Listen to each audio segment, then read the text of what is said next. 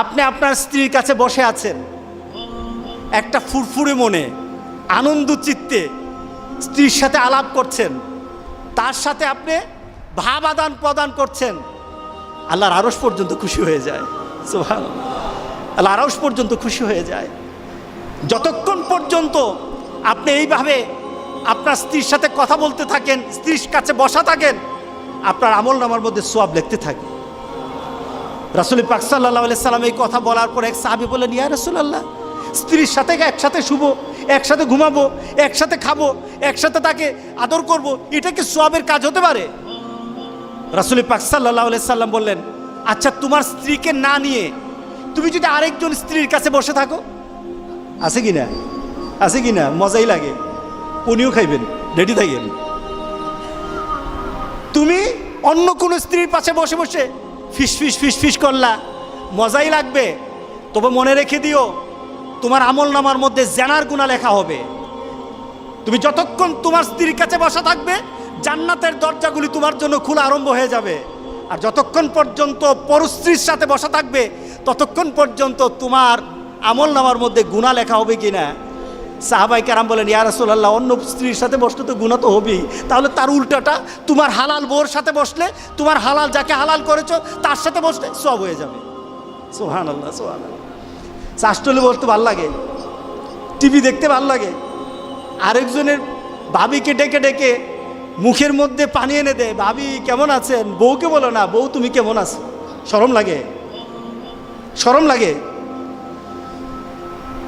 রাসূল পাক সাল্লাল্লাহু আলাইহি সাল্লাম বললেন যে বিয়ের মাধ্যমে স্বামী এবং স্ত্রী, ছেলে এবং মেয়ের যৌনতাকে পবিত্র করা হয়। সুবহানাল্লাহ, সুবহান, কত সুন্দর কথা। স্ত্রীকে হেফাজত করা হয়, এই মেয়েকে সমাজের বিভিন্ন ধরনের খারাপ লুলুপ দৃষ্টি থেকে একটা মেয়েকে বাঁচানো হয়।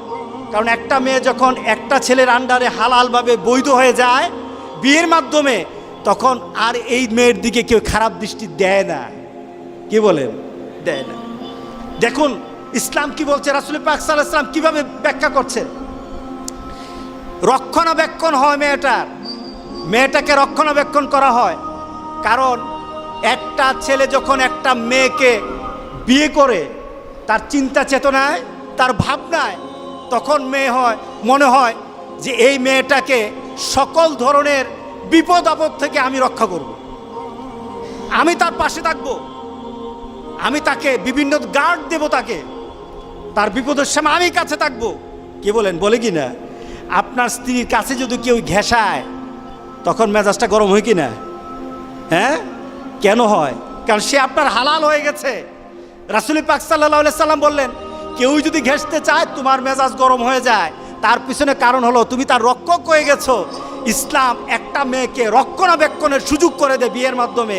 আর ওই মেয়ে যে স্টাইল করে বিয়ে করেছে, সন্তান প্রজননের গোটা পৃথিবী টিকে থাকবে যতক্ষণ পর্যন্ত আল্লাহ সুবহানাহু ওয়া তাআলা যে মানুষ সৃষ্টির পদ্ধতি বানিয়েছেন, পদ্ধতি সৃষ্টি করেছে, এটা চালু থাকবে ততদিন পর্যন্ত পৃথিবী সুন্দর হবে।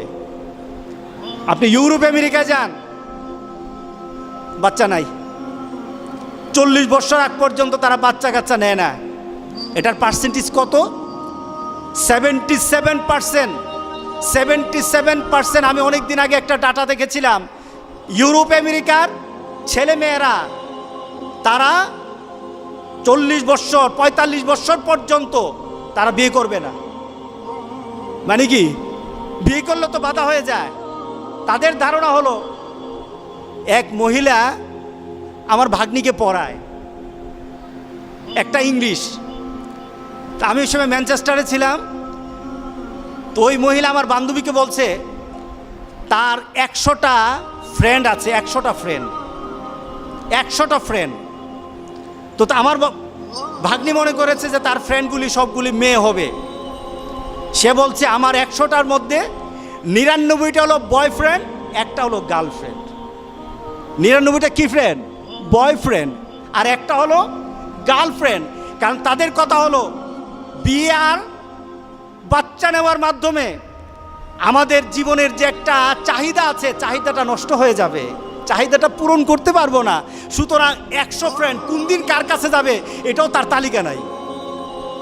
এটা হলো পশু থেকে আরো খারাপ। কি বলেন, ঠিক আছে কিনা বলেন? পশু থেকে আরো খারাপ। কিন্তু ইসলাম বলে কি? ইসলাম বলে যে তোমাদের একটা নির্দিষ্ট সময়সীমা, আমাদের সমাজে যেটা আছে 18 বছর, এটাও তো রাষ্ট্রীয় হতে পারে, কিন্তু ইসলাম কিন্তু বলে দিয়েছে যখনই কোনো ছেলে আর মেয়ের মাঝে অবাধে যৌনাচার এবং হারাম পথে চলে যাওয়ার কোনো ধরনের সিমটম তার মধ্যে দেখা যাবে, তখনই তাকে বিয়ে করে দাও, তখনই বাবার কর্তব্য তাকে বিয়ে দিয়ে দাও। এটা আমার ইসলাম বলেছে, এটা আমার আল্লাহ বলেছেন, এটা আমার রাসূলের বলা। সুতরাং যতক্ষণ পর্যন্ত এই পদ্ধতি চালু না হবে জেনা ব্যভিচার কমবে না, বাড়তেই থাকবে, বাড়তেই থাকবে, লিভ টুগেদার বাড়তে থাকবে। রাসূল পাক সাল্লাল্লাহু আলাইহি সাল্লাম থেকে যে আমাদের বিয়ের মাধ্যমে কি হয়, আমাদের প্রজন্ম সৃষ্টি হয়।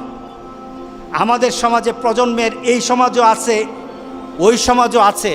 মুসলমানরাও বলে যদি বিয়ের মাধ্যমে সন্তান জন্ম নেয়, এই সন্তানগুলি হলো আখিরাতের পুঁজি। কোথাকার পুঁজি? আখিরাতের পুঁজি। একটা সঠিক পদ্ধতিতে সন্তানকে যখন বড় করা হয়, এগুলি হয় যে আখিরাতের পুঁজি। আর বিয়ে ছাড়া যে সন্তানগুলি হয়, আমাদের সমাজে সন্তানগুলির একটা নাম দিয়েছে, নামটা কি? হারামজাদা। কি বলেন, রাগ করতেছেন নাকি?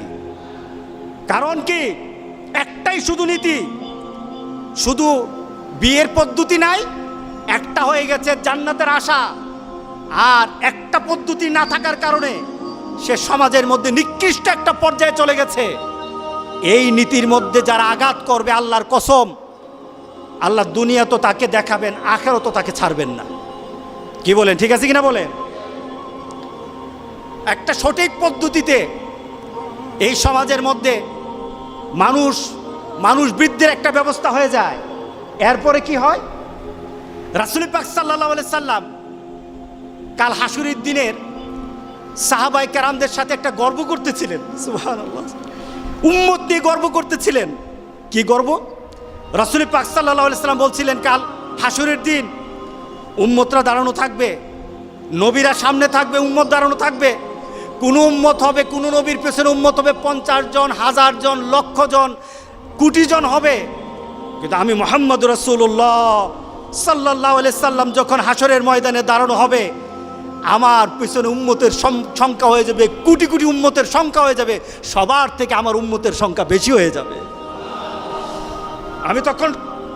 আমি তখন সেটা আনন্দ বোধ করব, আমার মধ্যে আনন্দ লাগবে, আমার মধ্যে একটা সম্মান বোধ সৃষ্টি হবে। বিয়ের মাধ্যমে রাসূল পাক সাল্লাল্লাহু আলাইহি সাল্লামকে ওই আখিরাতের ময়দানে, হাসরের ময়দানে যারা বিয়ে করে হালালভাবে সন্তান জন্ম দেয়, তারা রাসূলের সম্মান বৃদ্ধির জন্য তারা ব্যবস্থা করে। জোরে বলেন সুবহানাল্লাহ। কারণ সেখানে যদি উম্মত বেশি হয়, সম্মানটা কার হবে?